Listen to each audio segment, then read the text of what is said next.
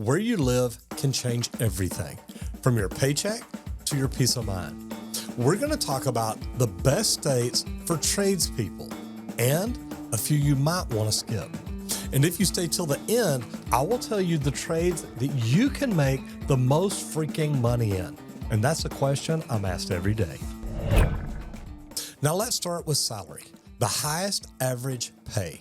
Now this information is based on ZipRecruiter as well as BLS, the Bureau of Labor Statistics, Occupational Employment and Wage Statistics. Now this kind of surprised me because Washington, D.C. has the highest average plumber salary in the United States. Now the second highest pay, but extremely high cost of living, New York. Now, New York has very, very high wages, but also a very high housing cost. Now, I've got to meet some instructors from New York from me teaching in the union before. I got to tell you, they've got some pretty good benefits too. Their benefits, their total package is amazing, including the fact that they only work 35 hours a week, not 40. New York would be a great place, but if you're working downtown, where are you going to park? It's kind of difficult. Then there is the job demand and growth. Now you've got to look at what jobs are needed right now, how open is the job market, but what's it look like in the future? How's it really going to grow? There are a lot of places that are hiring. Some of the best, well, Texas is leading the way. And it's really funny because a lot of people from a lot of other states always move to Texas, so that makes perfect sense. The state added over 213,000 jobs last year, and construction is growing faster here than almost anywhere else in the country. But I will tell you this, if you're thinking about living here, go a little bit north. Oklahoma is much, much cheaper. And that's about the best thing I'll ever say about Oklahoma. Sorry, guys. Hook 'em. With nonstop growth in cities like Dallas, Houston, Austin, there's a constant demand for tradespeople across residential, commercial, industrial, and infrastructure projects. Now, Florida is all about rebuilding and upgrading. The state's putting up over $1.8 billion into its Resilient Florida program, and that's fixing the drainage systems, updating stormwater and sewer lines, and protecting communities from flooding. For tradespeople, that's steady work with a real impact. I mean, you're literally helping make the state a better place to live. Now, Arizona is also booming thanks to technology, with giants like TSMC and Intel building billion-dollar semiconductor plants near Phoenix. If you've ever worked in clean room semiconductor plants, anything at all like that, this could be a great opportunity for you. There are tens of thousands of construction-related jobs being created all the time now. And where technology grows, so do homes, schools, and everything else that communities need. They need wiring, they need pipes, they need HVAC and concrete. They need tradespeople. So if this is something you're interested in, this could be a great opportunity. Now you're probably thinking about licensing, reciprocity, stuff like that. So let's think about it because it's something that Texas is starting to do or do more. They make it where you can cross state lines and still be licensed. Now, here in Texas, we have reciprocity agreements with Arkansas and Louisiana. So you want to make sure that you check it out and find out, okay, if I've got a license here and I want to go here, is it legal for me to just go there and work? If not, contact the AHJ in that area, the authority having jurisdiction, talk to them and find out what does it take for me to work there. Texas will let you come in with a license from another company, turn in your apprentice registration to where you get registered, and then within about 6 months, they'll schedule you for the plumbing exam, which I would say wait the full 6 months, work in Texas, find out what it's like. That way when you go to Austin or Waco or wherever you go to take the exam, you're ready for it. Now, say you've already passed a state level plumbing exam and held a valid license. What that means is that another state says, hey, you're good. Just file the paperwork, pay some fees.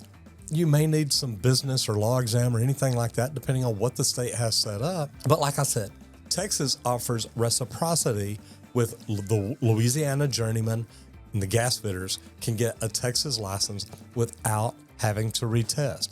Now, Arizona they're probably even a little bit better. They have formal agreements with California, Nevada, and Utah for plumbing exam reciprocity. So you may only need to pass the Arizona specific business law exam and the background checks. But what states are less friendly? Well, there's a lot of them. California often demands full retesting, the trade test plus the business or law test, fingerprinting, experience verification, and a $15,000 bond and a hefty licensing fee, $200 to $450 in California. New York, they offer little to no reciprocity, so plumbing licenses typically don't even transfer at all. And keep in mind that nearly every state requires 2 to 5 years of documented work before you're considered a journeyman or a master. Or maybe it's 2 to 4 before you become a journeyman and up to 4 before you become a master. Now, you really want to know the cost of living in some of these areas first. Like we talked about New York earlier being expensive, well, guess what? It's not the only place. Are you working just to work, or are you working to live? Because where you live makes a big difference, and most people don't even realize that. The cost of living between states can be huge. You can make $90,000 in one state and feel completely broke, or $60,000 a year in another state and feel like you're living high on the hog. It's not just the paycheck. It's what's left at the end of the month. So let's look at the states that get the balance right, because some of them do. Now, I talked about Oklahoma earlier. Oklahoma has great pay, and it's the lowest cost of living in the United States. Missouri's pretty solid pay with a low cost of living also. Alabama has a very low housing cost and reasonable salaries. But remember too, one thing that you want to think about is the state income tax. Texas doesn't have it. It makes it where it's kind of nice. Now, what about lifestyle perks? Look, it's not always just about who pays the most. Sometimes it's about where you want to wake up every single day. Me, I want to wake up on the beach. I know that sounds crazy. When I retire one day, I want a house on the ocean. That way I can wake up, throw my scuba tank on my shoulder, walk out into the water and go diving. So let's talk about some other states. Florida has no state income tax, tons of sunshine, coastal living. Texas, no income tax, booming economy, lots of land, plus a little bit of freedom. Now let's look at maybe some natural scenery and weather perks. Idaho, if you like hunting, fishing, mountains, snow in the wintertime. If that's you, man, that may be heaven. Now, states like Idaho, North Carolina, lower taxes, but still have an income tax. For me, it's always been about freedom. And for some people, that means mountains. For others, it means no state income tax.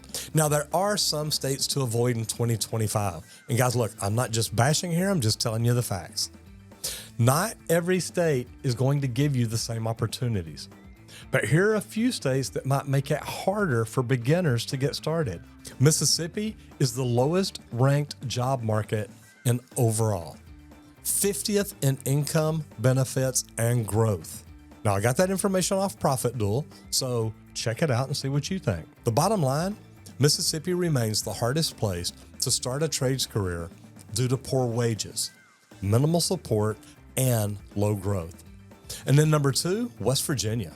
High job openings, 5.9%, signaled demand, but a very sparse population plus limited apprentice access make it hard for beginners to get plugged in.